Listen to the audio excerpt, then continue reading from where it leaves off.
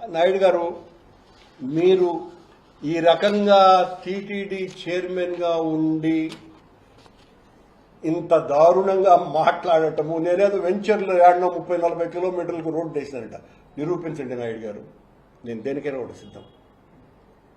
నేను తట్టల దగ్గర డబ్బులు వసూలు చేసినాను అని అన్నారు, సిబిఐ ఎంక్వైరీకి సిద్ధం. మళ్ళీ ఆయనే దానికి ఆధారాలు ఉన్నాయండి అంటాడు. ఆధారాలు లేకుండా ఏం మాట్లాడతావా?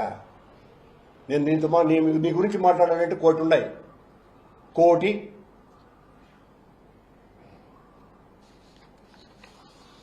అన్ని పరిష్కరిస్తాడంట. శ్రీవాణి దర్శనము మధ్యాహ్నం 2 గంటల నుంచి ప్రారంభిస్తే భక్తులు ఏమైనా తగ్గిపోతారండి? దానికి ఏమైనా పెద్ద వివరణ ఇచ్చినాడు. ఉదయమే ఉండటం మూలంగా భక్తుల రద్దీ చాలా ఎక్కువ ఉన్నది. సాయంకాలం శ్రీవాణి భక్తులకు ప్రవేశం అని, సాయంత్రం శ్రీవాణి భక్తులకు ప్రవేశం కల్పిస్తే భక్తులు ఏమన్నా శ్రీవాణి భక్తులతో పాటు దూరం వచ్చేస్తారా?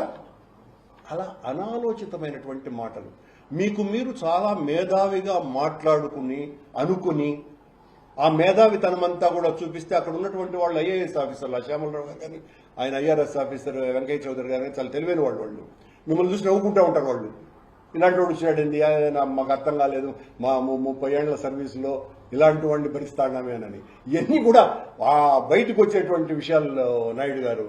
మీకు మీరు నేను పిస్తా, నేను రౌడీ, నేను అది ఏం మాట్లాడినారు స్వామి మీరు మీ ఇష్టం వచ్చినట్టుగా.